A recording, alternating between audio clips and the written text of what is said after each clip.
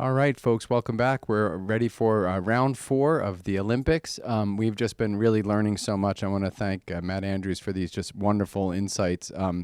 Really, you just scratch the surface, and the next thing you know, you're talking about every single thing in the human condition with the Olympics. It's really, really absolutely fascinating.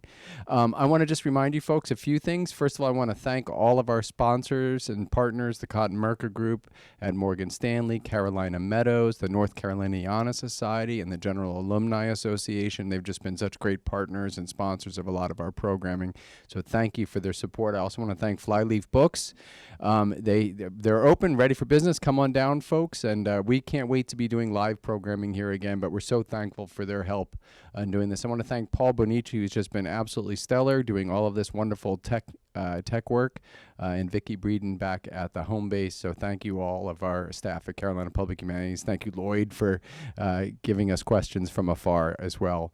And of course, thanks to our external advisory board, who are just been absolutely wonderful supporters of us. So much of what we've accomplished over the last 5 years in terms of changing our name and diversifying how we approach doing this public outreach really comes from the support of our external advisory board, the great advice and support. So thank you for your support. And certainly, if you are interested in our external advisory board, please write me at owre@email.unc.edu. I'd be happy to talk to you about it at any time. Also, go to humanities.unc.edu to check out our summer lineup. I mentioned some great programming there. We have a wonderful set of adventures and ideas, seminars, a wonderful event on May 22nd for celebrating poetry, black poetry and black community, and that'll kick off our summer event. So go to humanities.unc, check that, and of course follow us on Facebook. And everyone who is here today will get access to these videos on YouTube. We'll send you an email when those are ready. But go to our YouTube site and follow it. Please click the subscribe button because we are putting a lot of content up there, and we'd love to have you check it out. So my friends, this has been a lot of fun. We can't wait to learn one more time from our dear friend, Dr. Matt Andrews. Take it away. All right. Well, thank you, Max, and thank you, everyone, and thank you for those great questions last time. This is going to be the last one, so even if you have questions about the Olympic Games that don't have anything to do with this issue of human rights, but we're really going to be talking about a lot of things this time. I'm going to touch on a lot of different aspects of the games here, so please put them in there. That's my favorite part, is answering the questions there at the end. So for our final topic in this seminar, we're going to explore this issue of human rights at the Games. And I'm going to approach this topic. I was trying to think, there's so much to talk about. I mean, in some ways, every single lecture I do when I teach my Olympic class involves this issue of human rights in some way. So I'm very proud of myself. I've come up with the 3 Ps. And we're going to divide our discussion into these 3 Ps. We're going to talk about participation at the Games, place, and protest. And so the first P, participation, we're going to explore the issue of the IOC telling nations you do not get to participate in the Olympic Games because of your domestic policies, because of policies that some people see as human rights violations. Although, as we're going to see, the IOC has been very, very reluctant to banish any nation from competing in the Games. I'm going to tell you one story about that. Actually, it's going to be a story about South Africa. The second P, place. We will discuss the issue of the IOC giving the Games to a city, to a nation that many people say do not deserve to have the Olympic Games. They are because of human rights violations. And here I'm going to focus specifically on China. And the third P is protest. This may be one that you're a little more familiar with. We will explore the issue of whether or not athletes should be able to be allowed to engage in political protests at the Games. There are rules against it. I'll tell you about that rule. And some say that to deny athletes the ability to express themselves, to protest if there's something they want to protest about, that in and of itself is a violation of their human rights. And I'm going to give you some examples there.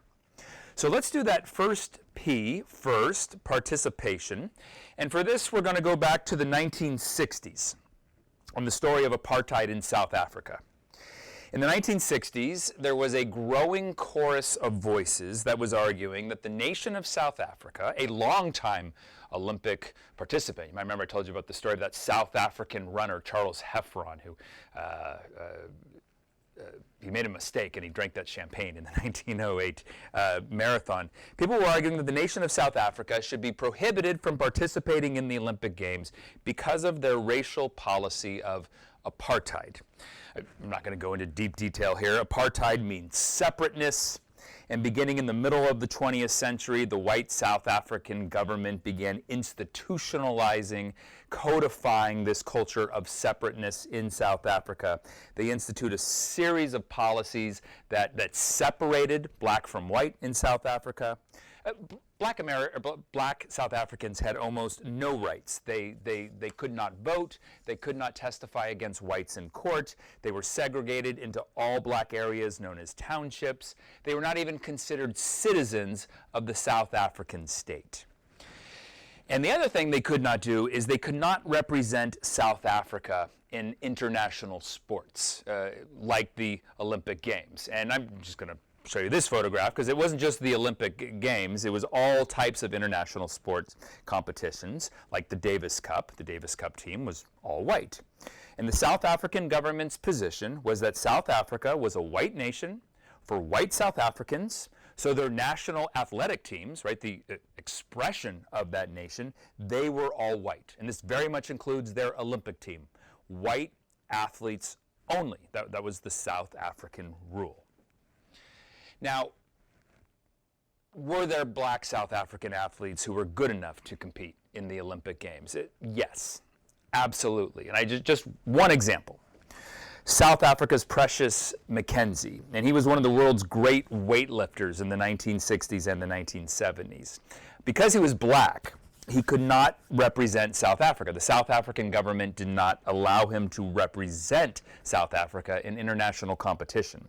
Now, the Republic of South Africa, they justified this by saying he's not good enough. He's not of a world-class caliber. But in the mid-1960s, he and his family, they fled South Africa. Eventually, they settled in England, and Precious McKenzie represented Great Britain in 3 Olympic Games, 1968, 72, and 76. So my point here is that he was always good enough to do so. They just did not let him do so in South Africa. And he was the example that I wanted to pick just because this is one of my favorite sports photographs of all time. I just love this picture of Precious McKenzie and Muhammad Ali. Ali looks scared. All right. Inside of South Africa, apartheid was attacked on many fronts. You know, Nelson Mandela being one of the opponents of those policies. Activists, they protested segregation, they protested the townships, they protested their lack of political rights. But the South African who decided that he wanted to attack the system of apartheid through sports was a South African athlete and activist named Dennis Brutus. And Brutus's big contribution to the anti-apartheid struggle was to realize that pressure needed to come from the outside. He came to the conclusion it's just impossible to change South Africa from the inside. The regime is just too powerful. So he asked for help. Specifically, he asked the international community, this South African asked the international community to ban South Africa from international sports. Ban the all-white South African sports teams from all athletic competitions. And Dennis Brutus knew that white South Africans, they loved sports. They loved competing in sports. They loved competing in sports at the international level. And Brutus is saying, take that privilege away from us. Punish us for apartheid. Ban us from international sports. And specifically, he's speaking to the IOC, and he says, ban us from the Olympic Games. And to push for this goal, he created an organization, SANROC, the South African Non-Racial Olympic Committee. He created this in 1958. And it was a strategic name.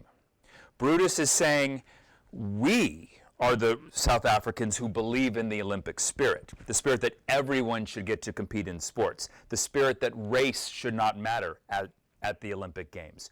We are the South African non-racial or non-racist Olympic Committee. So the IOC was faced with a question. Dennis Brutus put this question to them. And the IOC considered this question: should we ban South Africa from the Olympic Games? And the IOC, as organizations like to do, they like to pull out their rule book. And the IOC had a charter, a foundational document, a constitution, basically. And the charter begins with the fundamental rules of Olympism. And here are two of those rules. It's rule number 4 and rule number 5. And I'm going to read them. I've got them up here because I just think they're so interesting. The IOC says in their charter, this is a charter that has evolved over time, but this is what the charter said in the late 50s and the early 60s when Dennis Brutus was asking the IOC to consider this question. They pulled out their charter. They looked at rule 4. Rule 4 says, the practice of sport is a human right.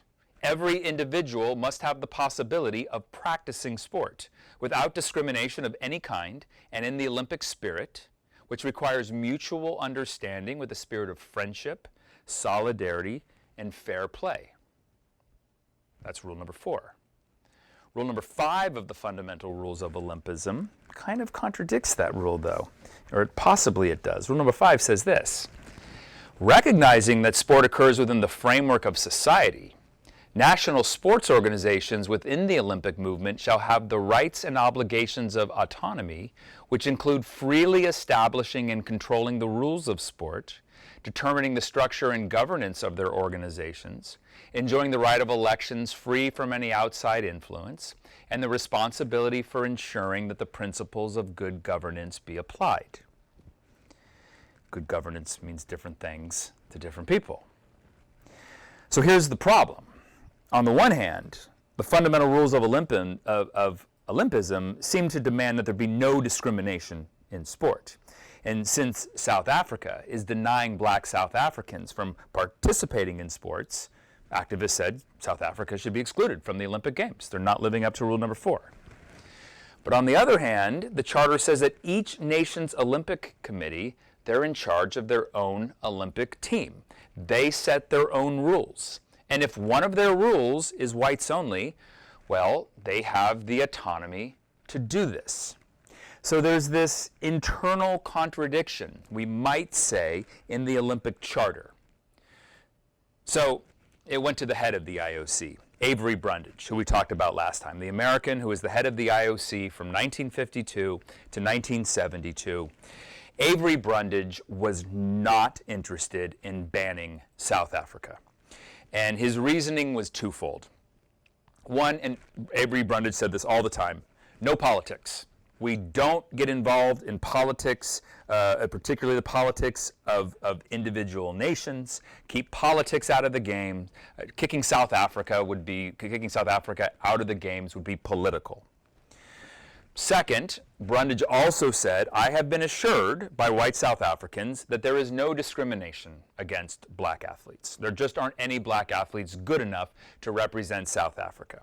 And so when faced with contradictory stories coming out of South Africa from white South Africans and black South Africans, Brundage seems to always have accepted the word of the white South Africans.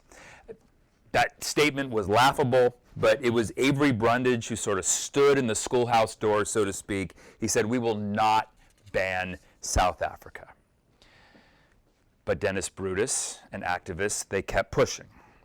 And the issue really came to a head in 1968, that year of immense global unrest and turmoil, political demonstrations all around the world.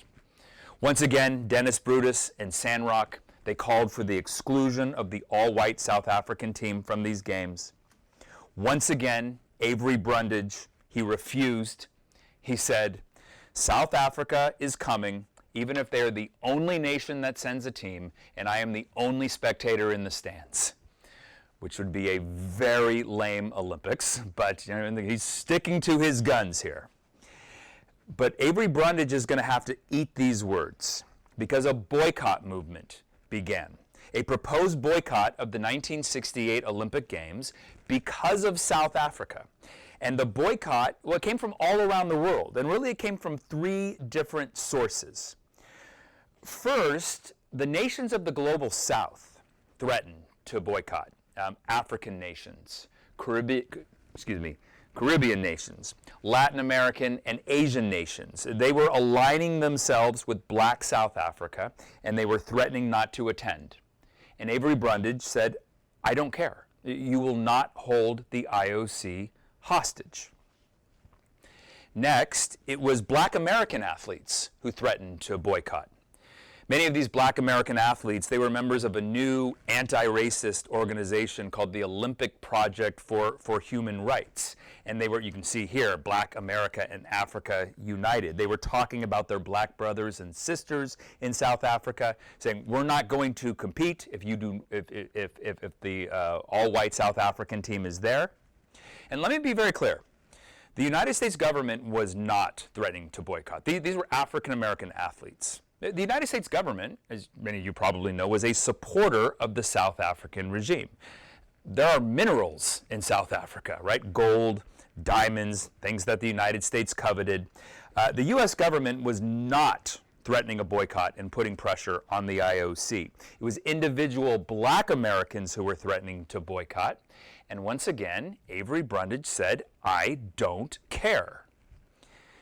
What ultimately decided the issue, however, was when the Soviet Union said, we may not go if South Africa is there.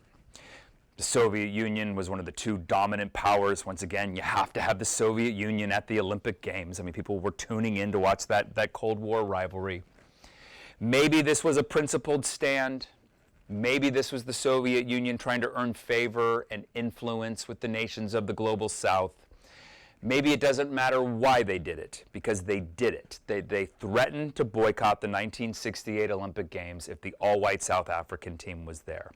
And suddenly the boycott movement, it was too big, it was too powerful for the IOC to ignore.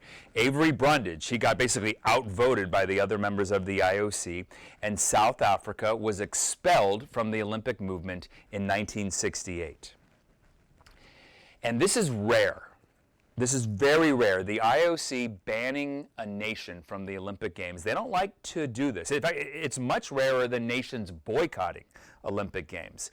Who has the IOC banned? I can tell you because the list is actually very, very short.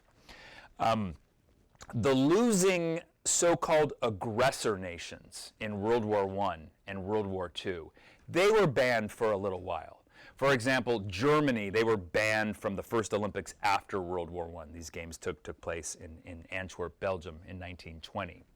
The London Games of 1948, Germany and Japan, they were not allowed to participate, but they were soon welcomed back into the Olympic family.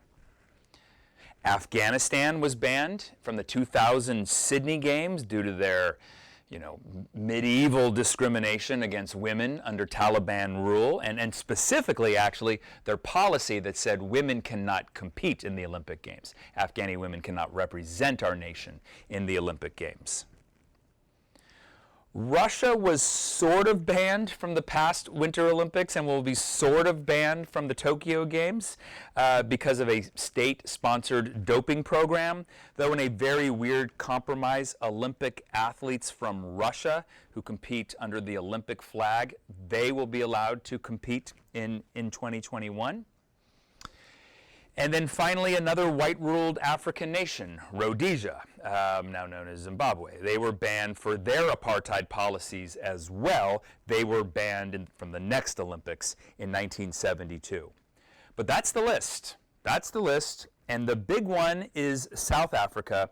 They were banned for their apartheid policies, and they were absent from the Olympics from 1968 all the way through 1988.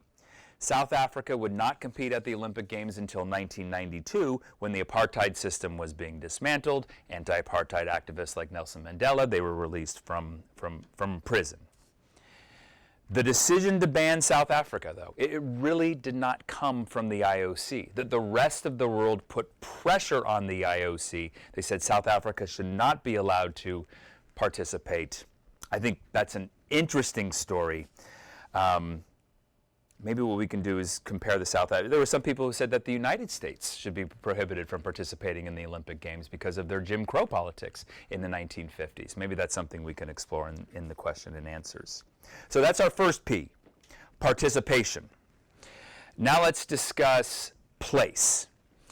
Let's talk about the nations that host the games and the nations that host the games that activists say they should not be allowed to host the games. And here I want to focus on Beijing in 2008. All right, 50 years from now, if the Olympics still exist, and I think they will still exist, but I'm not 100% sure because of their immense cost. But if they still exist in 50 years, I think we will look back and say that the 2008 Beijing Games, they were part of a new trend. Part of a trend of relocating the Olympic Games and these other mega international sporting events to a different part of the world. In 2001, there was an American investment banker who was trying to figure out where all the money and the investment opportunities were soon going to be. And he came up with the acronym BRIC. This refers to the nations of Brazil, Russia, India, and China. 4 nations that in 2001 were all considered to be at some sort of similar stage of economic development. Well, these are the nations that have hosted, interestingly, many of the recent mega sporting events. Brazil, they had the World Cup in 2014 and the Rio Olympics in 2016. Russia had the Winter Olympics in 2014. They had the World Cup in 2018.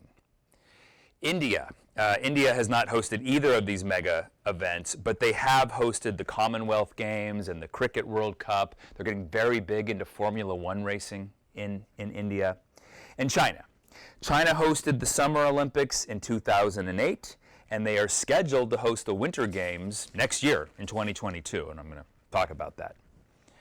And the fact that the Olympics, they are going or have gone to the BRIC nations, it's the result of many factors. I mean, first of all, it's just the result of fairness, right? The West has had ownership over the games for a century, time to give the rest of the world an opportunity. That's one of the reasons. Those nations have all industrialized. They can afford to host the games, or at least they can afford to pay the initial cost. Whether Brazil could really afford to host the games is something that economists are arguing about.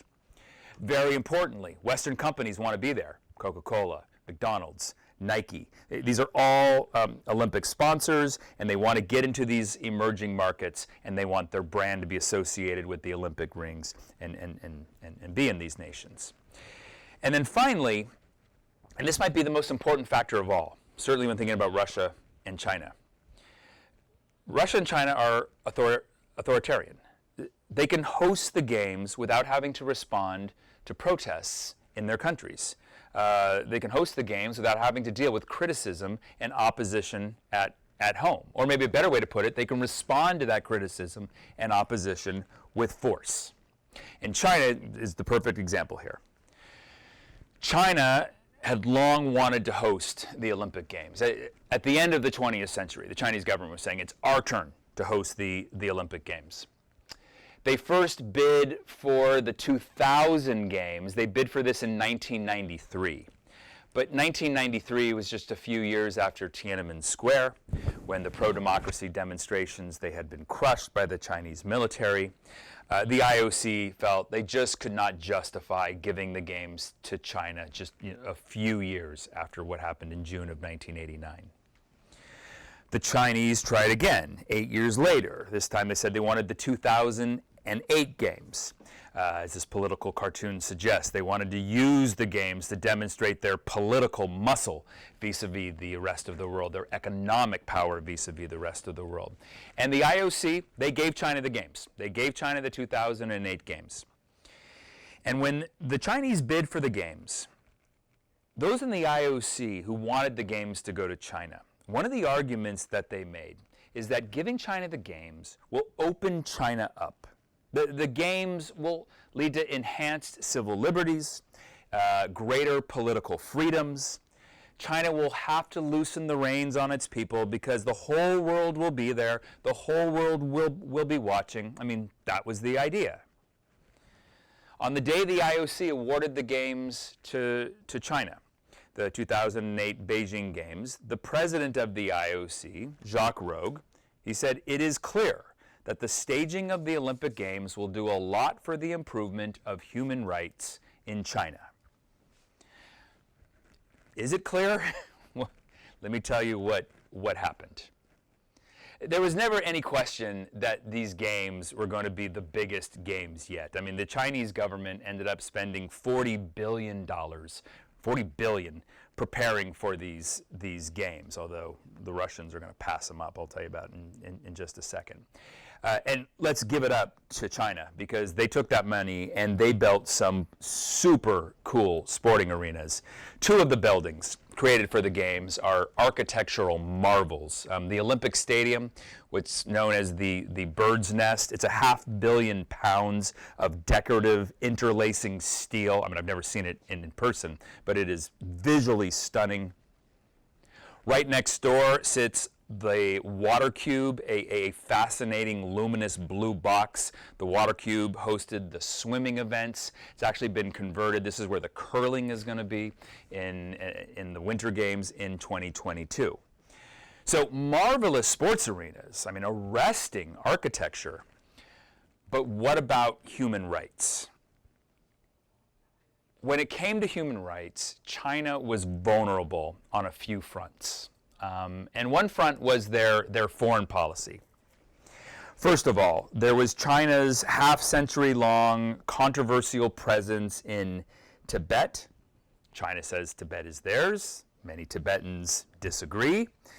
By 2008, the Free Tibet movement, I mean, it was an international crusade. And the Free Tibet activists, as you can see here, they were none too happy that China had been awarded the Olympic Games. Complicating things further in 2008 was China's involvement in Sudan. China was a longtime supporter of the Sudanese government. They delivered aid and weapons and infrastructure to the Sudanese government in exchange for oil. I mean, China is like the United States. It needs and uses lots and lots of oil. But by 2008, Sudan had become, in Western circles, a pariah state. Remember when we were all talking about Sudan all the time? There was that ghastly civil war in the Darfur region. We don't need to get too specific here, but it's pretty clear that the Sudanese government, they were engaging in ethnic cleansing or genocide in Darfur, and all the while they were receiving the support of the Chinese government. Darfur was the region in 2008. The suffering there was sort of the focus of Western outrage. And I'm not saying that it shouldn't have been the focus of outrage, but it's weird how one place suddenly becomes a celebrity cause while suffering everywhere else is ignored. And that's what Darfur was in 2008. It was a celebrity cause. A coalition of well-connected human rights activists, politicians, Hollywood celebrities. They successfully labeled the Beijing Games the Darfur Olympics. They were calling the 2008 Games the Genocide Olympics. These were being cast as the anti-human rights Olympic Games. And so during the International Torch Relay, as the flame traversed 5 continents and it headed for Beijing, the human rights protesters, they were everywhere. In Britain, in France, in Pakistan, in the United States, torchbearers, they were attacked. People tried to extinguish the flame with fire extinguishers, the idea being that China had extinguished liberty in Tibet and Darfur. You know, if you wanted to see the Olympic flame run by in places like Los Angeles and San Francisco and London, good luck, because it was surrounded by a regiment of we do not mess around Chinese security forces wherever it went. You couldn't even see it as it ran by. I wonder if you remember this. The United States made an interesting statement at the opening ceremony of these 2008 Beijing Games. They made a political point by choosing Lopez Lomong as its flag bearer. Lomong ran the 1,500 meters, the metric mile, but more to the point, Lopez Lomong was a Sudanese immigrant to the United States. He was one of those so-called lost boys from the Sudan who had been kidnapped and used as a child soldier during the Darfur War. And now, here he was, an American Olympian. He was also someone who was very active in Darfur relief efforts. He was very critical of China's involvement in Sudan. The Chinese government took great offense at the United States for doing this. And I gotta say, they may be somewhat justified in their reaction if you think of the number of unpleasant regimes that the United States government supports in the name of oil. I mean, Saudi Arabia, anyone?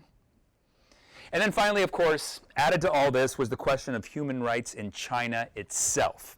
No freedom of speech, no freedom of the press, no democracy. Again, the hope, you heard it all the time, the line was the Olympics are going to fix this, they're going to cure human rights abuses. But according to Amnesty International, the Chinese government, they didn't loosen the reins, they tightened the reins during the Olympic Games. They escalated their crackdown on dissent in the lead up to the Olympic Games.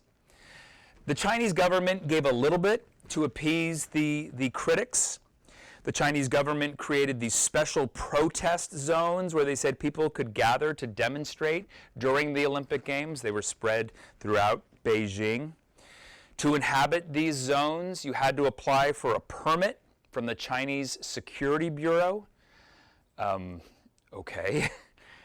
According to Amnesty International, this is where I'm getting my information from, 72 people applied for a permit.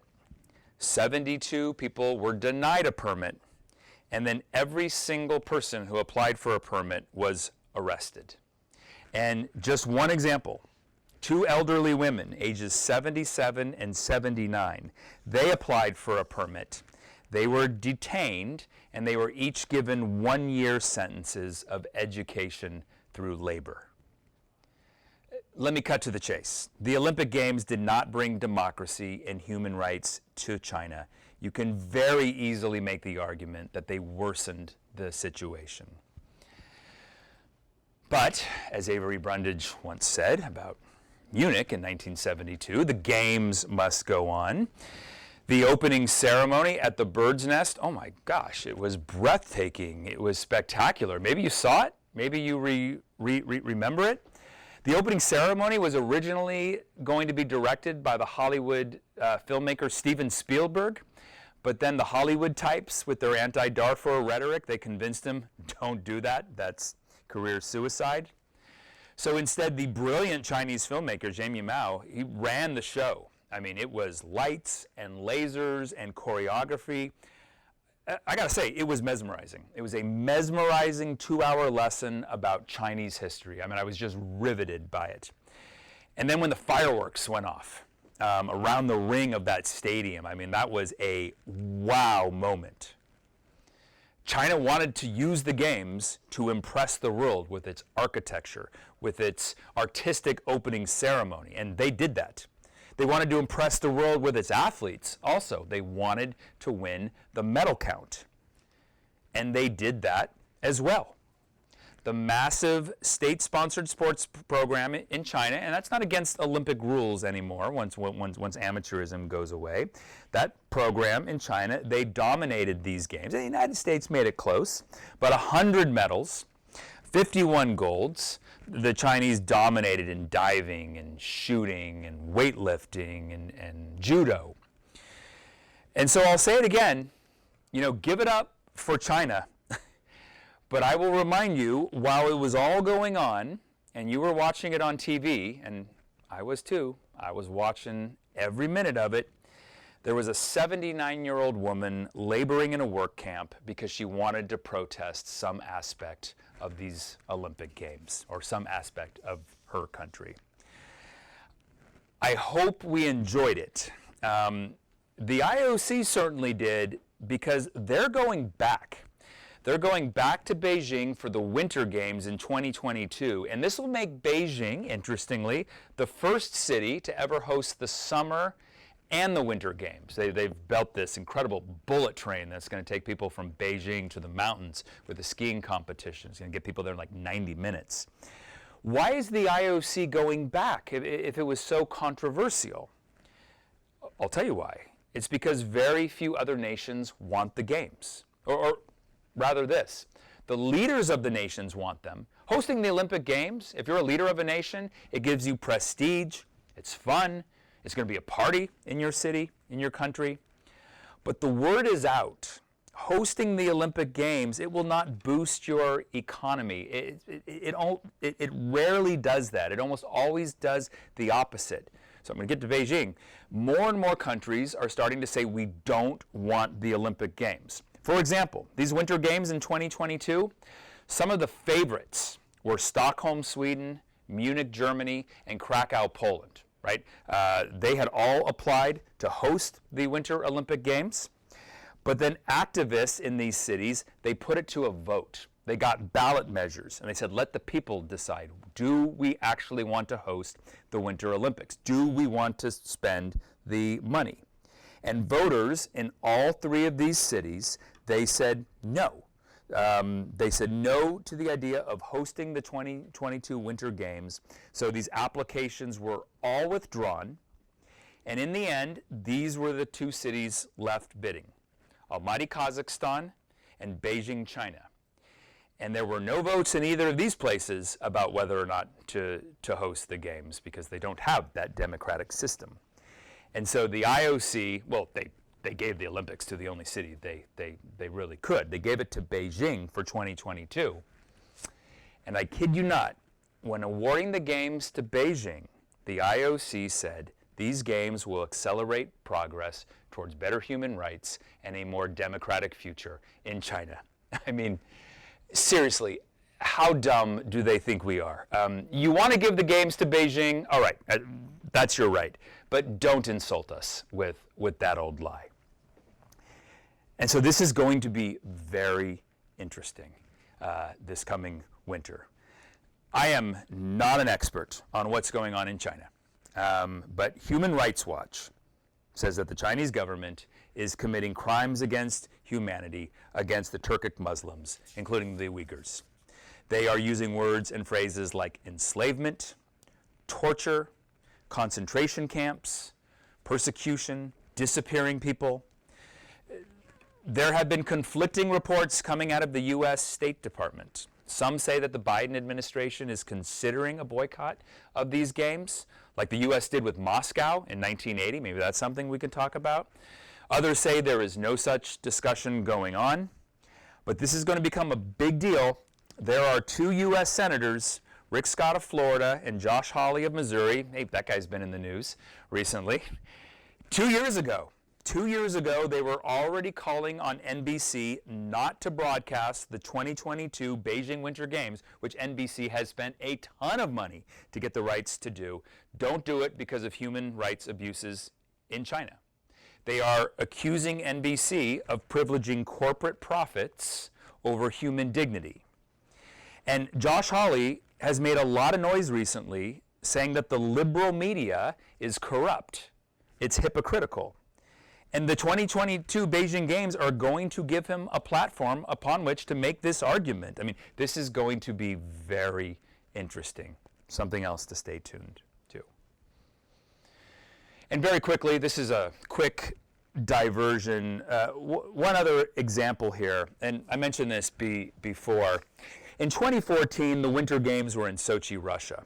And these are actually the games that scared everyone off for 2022. Because the cost of these games, and the economists differ a little bit with their estimation, but the cost of these games, the number they have settled on, is $51 billion to host this 2-week winter sports event. But when I think back to these games, I think about the controversy over Vladimir Putin and his attitude toward homosexuality. You may remember this. In the summer of 2013, so just 1 year before these games began, the Russian parliament passed a law called the Law for the Purpose of Protecting Children from Information Advocating for a Denial of Traditional Family Values. It made it illegal to promote non-traditional sex relations to minors. Don't be confused by all the words. This is the Russian state outlawing being gay. And there was outrage and opposition to holding the games in Russia for this reason. Much of the outrage came from Great Britain and the United States. The English actor Stephen Fry, he called on Britain to boycott the Sochi Games because of those policies.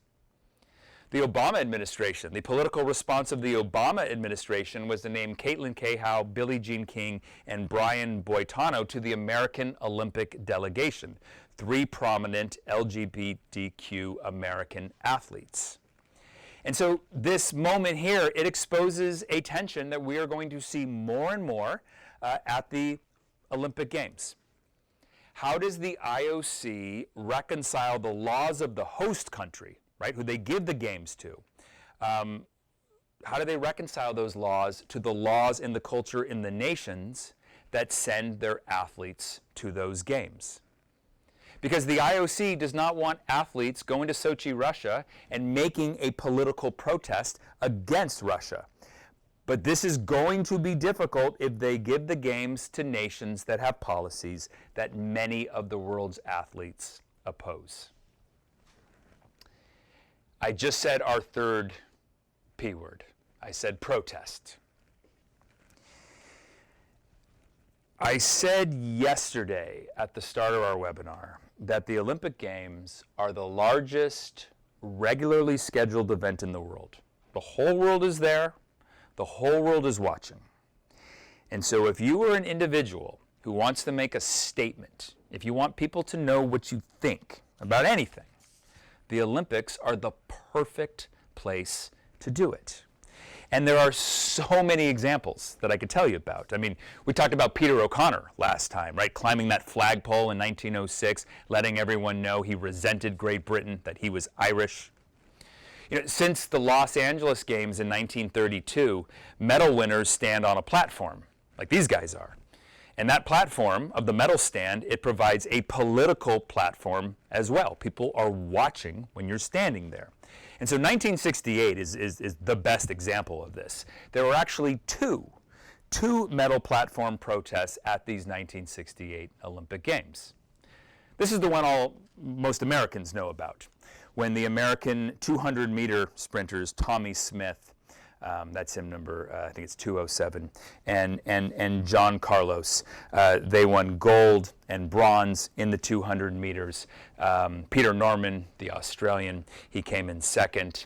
When the American national anthem starting to play, they bowed their heads, they raised their fists, a statement of black power, a gesture of frustration, Tommy Smith called it, about the slow pace of racial change in the United States.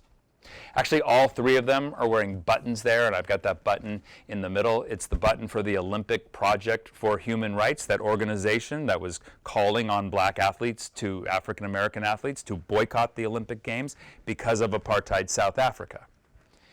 They made their statement, and it was in response to this moment that Avery Brundage, that's actually him in the political cartoon shaking his fist at Tommy Smith and John Carlos. He did not approve. He said the nasty demonstration against the United States flag by Negroes has nothing to do with sport. It has no more place in the Olympic Games than gunfire. I mean, he saw it as an attack. He saw it as an assault. That's the one that Americans know about. But there was a political protest on the medal stand. Maybe it was a little less provocative, but it preceded this one in 1968. In 1968, and if you remember our discussion of the Hungarian Revolution in 1956, it's basically the same story. In 1968, there was a reform movement in Czechoslovakia known as the Prague Spring, and the Soviet Union, they had Warsaw Pact troops invade Czechoslovakia to put this reform movement down. Look, it was essentially the Soviet Union invading Czechoslovakia. One of the great gymnasts of the era was a Czech gymnast named Věra Čáslavská. And she was an outspoken supporter of the Prague Spring. She was an outspoken critic of the essentially Soviet invasion of her country. She was furious in the summer of 1968 because of that invasion.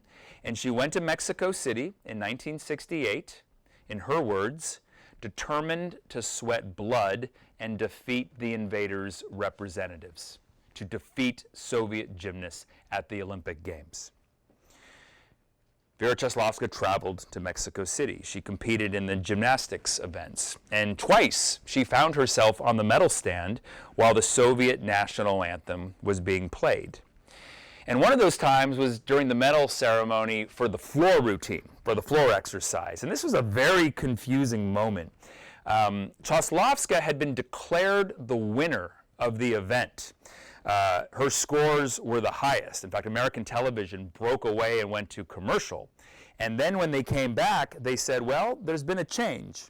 Soviet coaches angrily protested one of the earlier scores of one of the Soviet gymnasts, and the judges changed that Soviet's score. And so suddenly there was a tie. There was a tie for the gold medal, both Vera Choslavska and a Soviet gymnast. So then the medal ceremony, with Choslavska and the Soviet standing right there on the top tier, side by side. They played the Czechoslovakian anthem first, and then came the Soviet anthem. I wish I had a longer clip here. I have a very brief clip from the ABC feed where the announcer, and don't blink because this happens quickly, it's like 8 or 9 seconds. The announcer, the American announcer, Jim McKay, he explains what Vera Choslavska is doing.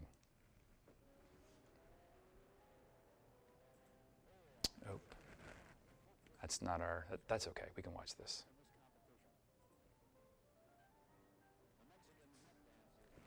Should I talk?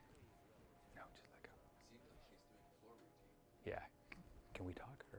Yeah, okay. So, all right, this is actually a little bit longer. So here's Choslavska. That's all right. We're going to roll with this. Here's Choslavska doing the floor routine. And one of the things that I noticed when watching this is just how much more athletic the female gymnasts are now. If you've seen Simone Biles do the floor routine, it's not even the same sport. All right, so here's Vera Choslavska. She's been awarded the gold medal. She's been told she's won. And now here she is when she found out that it's now a tie. And she has this seething look of resentment on her face. That's her there on the left. But she gathers herself together. There's the Russian who was given the gold medal with her. And the Soviet anthem is about to be played.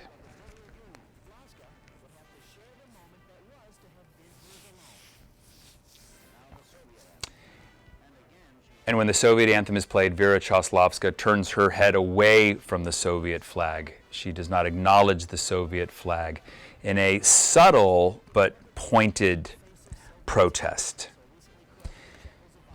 That's good. I'll go forward here. Yeah. Choslavska had done the same thing during the medal ceremony for a previous event, the beam. During both medal ceremonies, Vera Choslavska, she refused to look at the Soviet flag. She refused to acknowledge the Soviet anthem. It was out of disgust for the scoring, but more to the point, it was a protest against the Soviet invasion of her country. This gesture made her a hero back home in Czechoslovakia, but it ruined her career when she returned to what was now rigidly Soviet-controlled Czechoslovakia. That was the last international sporting event that Vera Choslavska ever participated in. And the IOC was tired of it.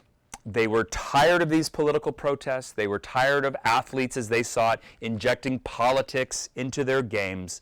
So hoping to put a stop to displays like this, the IOC has come up with a rule. It's called Rule 50. And Rule 50 covers advertising and demonstrations and propaganda. And the relevant article is this.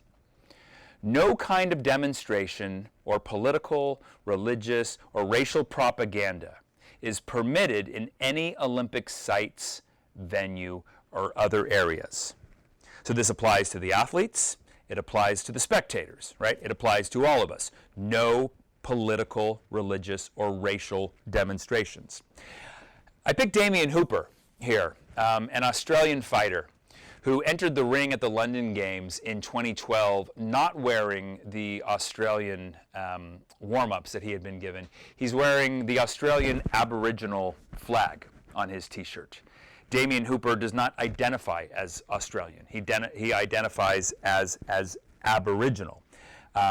Damien Hooper has said that I want to compete in the Olympics, and forcing me to compete as an Australian and not as an an Aboriginal is a violation of my human rights. It's like Peter O'Connor in 1906. It's the exact same idea. So Rule 50 applies to athletes. Why is the rule there? What's the justification? The IOC gives a few reasons, but reason number one is this. Here's what they say. Rule 50 is there to assist athletes in maintaining focus on their sporting performance. Nice try. That's not why it's there. It's there to keep athletes from making unapproved political statements or gestures. I actually just think this is disingenuous. This is just untruthful. I think they should be honest. In fact, here's why one might say that Rule 50 is not just disingenuous. One might say that it's hypocritical. Every athlete enters every Olympic arena wearing political propaganda. I mean, in fact, they are required to do so. They are wearing national flags on their uniforms.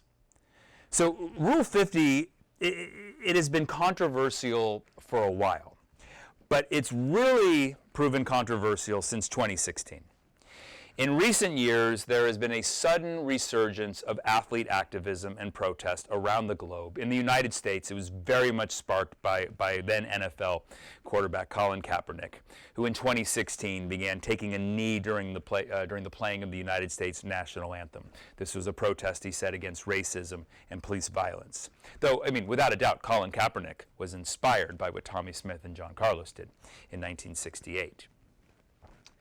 In light of this resurgent athlete activism, the IOC and the organizing committees of nations, as they're getting ready for Tokyo 2021 and Beijing 2022, the IOC is nervous. They are anxious. They are terrified. They do not want their games to be a platform for one protest after another.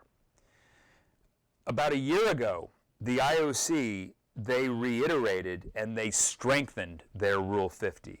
Which forbids political displays at the games. The essence of the rule is exactly the same, but they came up with specifics. They came up with a specific list of do's and don'ts for athletes. On the forbidden list is displaying any political messaging, including signs or armbands. They prohibit gestures of a political nature, like a hand gesture or kneeling, right? Tommy Smith, Colin Kaepernick. They prohibit any refusal to follow ceremony protocol. Exactly what that means, I don't exactly know. I suppose it can mean whatever they say it means. What are they afraid of? Well, they are afraid of something like this. When at the 2019 Pan American Games, the U.S. fencer, Race Imboden, he took a knee on the medal stand in protest of police brutality. What the IOC does not want to see is something like this. When the American hammer thrower Gwen Berry, she raised a fist on the medal stand. This was also at the 2019 Pan Am Games. What the IOC does not want to see is something like this. When a badminton player from Hong Kong, Lee Cheuk-yu, he made the 5 demands, not one less gesture. This is a gesture that comes from the pro-democracy protests in Hong Kong against China. You better believe that the Chinese government does not want to see that gesture at the Beijing Games in 2022. And you better believe it would be awfully brave to do that in Beijing, China. Some high-ranking and powerful figures in the world of sports, like Sebastian Coe, the British distance runner from the 1980s. He's now the president of World Athletics, which is the new name for the Track and Field Association. He recently surprised me by coming out and saying that political protest is a human right. He says the IOC should allow athletes to exercise and demonstrate their conscience. Legal aid organizations, they are lining up. They are pledging that they will support and they will assist any athlete punished by the IOC for making political gestures. They say the athletes have a human right to make those statements. Just last week, Thomas Bach, the head of the IOC, this is him last week, the IOC, they got together, they discussed Rule 50 one more time, and they doubled down. They reiterated their position. They called the sports field sacrosanct, and they said that any athlete who violates Rule 50 will be punished. Exactly what that punishment will be, they have not said. Kicked out of the Olympic Village, stripped of their medal, I don't know. They said they're going to take it on a case-by-case basis. I am so interested in the upcoming Olympic Games, the Tokyo Games, and then let's think about this upcoming summer. Get these up here. This is my very last slide.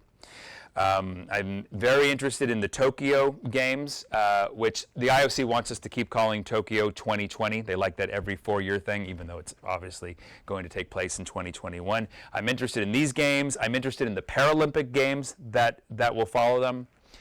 If these games happen, I will be interested in watching the men's 100 meters. I will be watching the steeplechase. I will be watching the women's marathon. I will be interested in watching sitting volleyball at the Paralympics. There is a UNC student I know who was on the Paralympic sitting women's volleyball team. I'm interested in watching all of these events, but the story I am most interested in watching is what the athletes do when they're on the medal stand. What are they going to say, and what is the IOC going to do about it? Thank you very much, Dr. Andrews. Fantastic, wonderful presentation. And as you know, historians can't predict the future. So we'll have to wait and see. And I'm sure we'll all be waiting. We have several questions coming here from Katie Williams. I want to invite other folks to please put your questions in the question and answer. But let's start with some of Katie's questions. What are the rules to be considered to belong to? What are the rules to be considered belonging to a nation? For example, how long do you have to live there to be considered from there? And Katie, thank you for all your questions and comments the last couple of days. Back when I was talking about, yesterday I was talking about Hungarian athletes, for example. It was interesting. The IOC used to have a rule that said once you compete for a nation, that is your national identity for the rest of your life. If you compete for Hungary in the 1930s, you are Hungarian, a Hungarian athlete for the rest of your life. And it actually caused a lot of controversy first in the early stages of the Cold War, when a lot of Eastern European athletes, Hungarians, Czechs, Poles, East Germans, they left Eastern Europe and they went to places like the United States right after World War II. And they wanted to be able to compete for the United States. And the International Olympic Committee said, no. I mean, once you have your Olympic nationality, that is your nationality for the rest of your life. In many ways, I've been talking about the IOC as a conservative and not very flexible organization, but I think what they have done is that they're quite flexible now with regards to national identity. In a nod to the intense globalization of the era, in a nod to all of the population movement going on in the world now, they have totally loosened the rules. The rule is you can compete for a nation at the Olympics, and then you can become a citizen in another nation. You have to be a citizen. I mean, so that country has to make you a citizen, but you can then compete for that nation 2 years later. And since the Olympics happen every 4 years, it basically means you can just keep changing nationalities and you can participate in the games. And more than that, the IOC did that really interesting thing in 2016 where they had the refugee team. Do you remember that? Stateless athletes, people who were refugees, and in a nod to the political realities of that crisis. It's kind of the feel-good story of 2016. These athletes didn't have a state. They were stateless. But if they were good enough, the IOC let them compete as members of the refugee team, and they competed under the Olympic flag. Just a little side note, Yeah. Going the other way, how do you get qualification to be a nation? I'm always thinking of saying like Puerto Rico competing as a nation and other. So what is the threshold for that? The IOC makes the decision about whether you are a legitimate nation or not. Like the United Nations makes the decision whether you are a legitimate nation or not. And this has caused serious problems. Well, first of all, it was controversial in the Middle East among the Arab nations when the IOC recognized Israel. Israel started competing at the games. I can't remember if it was 48 or 52. I think it was 48. Maybe it was 52. And many Arabic nations. They resented this. Max, Matt, just one thing. I just said perfect question. Jonathan was just also asking if there are any Palestinians on the Israeli team. Here's where this became a huge issue. I didn't talk about this story. I mean, we could have spent an entire session talking about what happens in Munich in 1972 when members of Black September, a subsidiary more or less of the PLO, they enter the Olympic Village. They end up murdering 11 Israeli athletes. Once again, this actually, I mean, I don't want to be crass about this. It speaks to that idea of using the political games as a forum for political protest, right? You want your grievance to be heard. You want the whole world to know what you have to say. What better place to do it than at the Olympic Games? The spark for that attack, yes, of course, there were the long-standing grievances, right, among Arabs in Palestine against Israel, back and forth. Right? I'm not weighing in on that issue right now, but the spark for the particular attack, members of Black September, they were in a cafe in Rome. It was about 3 months before the 1972 Munich Games, and they read a report. Palestine had asked to be recognized as a nation, to have their own Olympic team, and the IOC said no. They denied Palestine Olympic nationhood. And so as the members of Black September saw it, they were being told that they weren't a real nation, that they didn't matter. As they saw it, the IOC was just, another one of these Western imperialist powers that were supporting nations like Israel in, as they saw it, the unjust seizure of land. And so they decided to go after Israel and to go after the Olympic movement by that attack in 1972. That was the spark. And so, but ultimately, it's up to every nation itself to decide who their citizens are and who can represent them at the games. And, we can just talk about this for forever and ever. It was controversial in the early 20th century when the United States started having Hawaiians compete for the United States. A lot of the swimmers in the early 20th century were Hawaiians.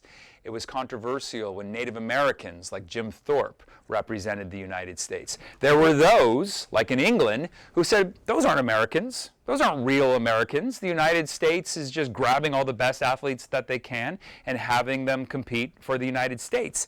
And it was actually Arthur Conan Doyle, who I mentioned last time, who proposed, he said, well, what we should do in Britain is we should have like Kenyans compete for us and Indians. I mean, they're all part of the British Empire. That was a really radical suggestion in the context of the early 20th century, and a suggestion that ultimately Great Britain rejected at that time.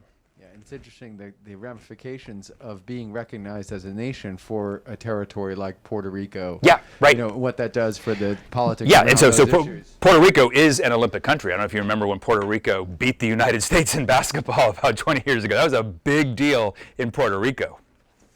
Great. I have a question here from Jody Meacham. What is the benefit or incentive of the IOC to prohibit protests of any kind beyond remaining on good terms with countries who may wish to host the games in the future? Yeah, Jody, that's great. Jody and I were emailing earlier. Thanks for reaching out, Jody. What is their, sorry, Mac, what was the, one more time? The question is, what is the benefit or incentive to the IOC to prohibit protests beyond just remaining on good terms with countries who may wish to host the games in the future? Well, I think that's obviously it, right? They're assuring China this isn't going to happen. I think they're going to find out. Like you said, Max, I don't know what's going to happen. I think it's possible they're going to find out that there is no benefit to prohibiting this. That maybe it's just easier to allow athletes to say what they want to say. Mm-hmm. That it's just going to be a giant mess. And once one athlete does it, and if other athletes think that they're being mistreated, then more athletes are going to do it. I mean, I don't know. Maybe nothing is going to happen. But they don't want to have to come between the Chinese security apparatus and an athlete from Hong Kong and kind of adjudicate this. So ultimately, I think the reason is this. The IOC, from their very start, has said that politics have no place in the Olympic Games. That has been their line since day one. They've changed their mind about female athletes being in the Olympic Games. They have changed their mind about amateurism, but they still hold to the idea that politics are forbidden in the Olympic Games, even though, once again, when the decision was made that athletes have to represent nations, the whole thing became a political pageant. I think the IOC is going to have to change that rule, and it's not going to take too long for them to change their mind. Certainly protests might make for some compelling TV watching. I think that's right. Well, and so NBC, boy, if you're NBC and you want to respond to critics like Josh Hawley and you want to get good ratings, let's get some protests in there. And that's not the way Americans thought about this in 1968. When Tommy Smith and John Carlos did this, the vast majority of Americans were outraged, right? How dare they do this? We're split on this, at the very least, as a country. I mean, if you just look at the Colin Kaepernick numbers, we as a country, we are split on this issue. So there are a lot of people who will be more than okay with these displays happening. Great. I'm going to put together a question from Katie Williams and one from Jane Rattery. Katie Williams asked, what kind of economic damage can a nation do by boycotting? And Jane asked, what did the U.S. seek to accomplish with the 1980 boycott, and what did it accomplish? What are the chances of the boycott in 2022?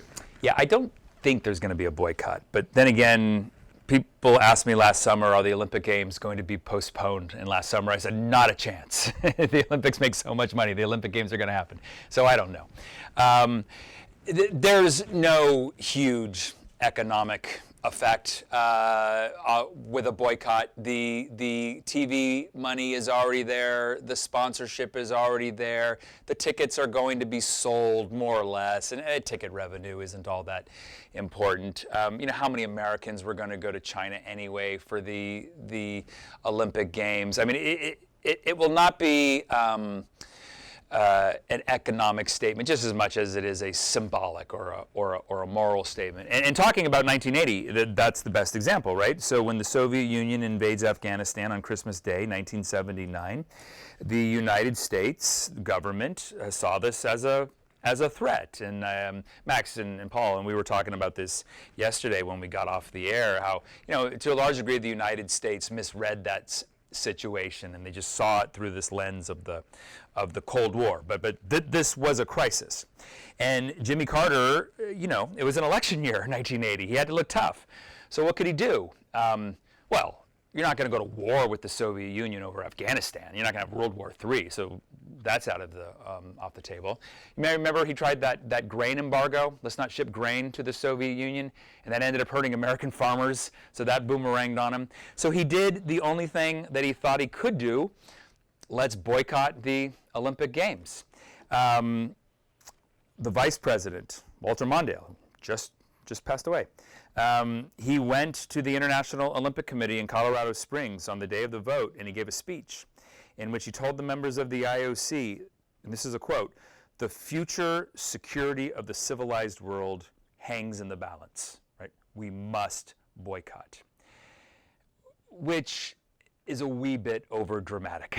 and I would suggest, ask the question, if the future security of the civilized world really hung in the balance, why is the strongest weapon that the United States is using a boycott of a sports festival? So, in the end, who were the victims of that boycott? There are a lot of American athletes from 1980 who say that they were the true victims because they had worked all their lives to be able to represent the United States. I think in retrospect, yeah, it's really interesting. This is going to make no sense, actually, and I'm going to call kind of BS on myself. In retrospect, I would say that boycott was a bad idea. But right now, in 2022 or 2021, what I'm reading about what's going on in China, how can the United States send a team? I don't know. It just kind of doesn't make any sense. Those are just that's my emotional response on the issue. Thank you for your candor. Yeah, sure. We're going to take Katie Will. Thank you, Katie, for giving us great questions. Go, Katie. I'm going to look at this is in reference to rules 4 and 5 of the Olympic Charter, the fundamental rules of the charter, and the question has to do with whether these. I'm going to get the actual wording here. Is rule 4 and 5 how they get away with preventing women from competing if they have too much testosterone? Well, those are the rules about the National Olympic Committee. But yeah, I mean, look, think about what South Africa was. I mean, the IOC was basically saying South Africa, they're in charge of their own system. You know, and I appreciate the idea of the IOC not being the moral arbiter of every single nation. You know, saying, no, you need to do things the way we do things. But right, let's connect these two stories as Katie just did. I mean, Afghanistan would have said in 2000 under Taliban rule that this goes against our culture. I mean, so this is our best practices. So that argument holds true. And I hinted at this, and Katie, I know this is not exactly what you were asking, but I find it interesting.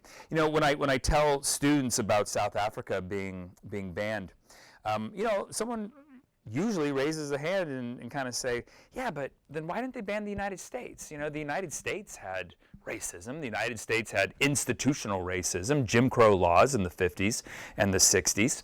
And it's not a defense of the United States and those practices, but there is a key difference. The United States allowed black athletes to represent them at the Olympic Games. There are those who said that that's hypocritical of the United States. You know, the United States is more than happy to discriminate, some states to discriminate against black athletes, but then use them to win medals so they can win the medal count. And that's a fair critique. Black auxiliaries is what critics called them. The United States uses African Americans for Olympic glory, but denies them true freedom at home. But at least from the perspective of the IOC, you know, the United States is being democratic in the selection of its Olympic team. That's the distinction. But I like how Katie put those two stories together. Yeah, it speaks to, do we want the IOC being the moral arbiter? In the case of Afghanistan, I think most of us would say, yeah, we do. We actually do want them interfering with the politics, or at least weighing in on the political systems of these other nations. Great, thank you. Well, we can thank Katie for giving us more questions. Katie asked, how could the Olympic heads punish an athlete for violating the political protest ban? Can the committee ban individual athletes? Okay, first of all, Katie needs to put in her address because I'm coming to get her. I'm making her take my Olympic class because I love it when having engaged students. So wherever you are, Katie, I'm coming to find you. The IOC can do whatever they want, I suppose. Interestingly, when Tommy Smith and John Carlos did this in 1968, it wasn't actually the IOC that punished them. It was the United States Olympic Committee. Avery Brundage, who's an American, went to the United States Olympic Committee and said, unless you do something, I'm not going to let you compete at the Olympic Games anymore. I mean, he actually turned it into a huge, most people actually hadn't even really noticed. But then as soon as Smith and Carlos got kicked out of the Olympic Village, then it became a big deal. The United States Olympic Committee removed the athletes, sent them home. You know, when you go to a foreign country, well, you're not really in a foreign country, you're in Olympic land. The IOC sort of owns that territory for those 2 weeks. But National Olympic committees, they can punish their athletes. They can strip medals. Americans have stripped people of medals before. Jim Thorpe was stripped of a medal for violating the rules of amateurism. Smith and Carlos didn't have their medals stripped. That's a misconception. Another example, in 1972, there were two U.S. 400-meter runners, Collett and Matthews. And they won gold and silver in the 400 meters.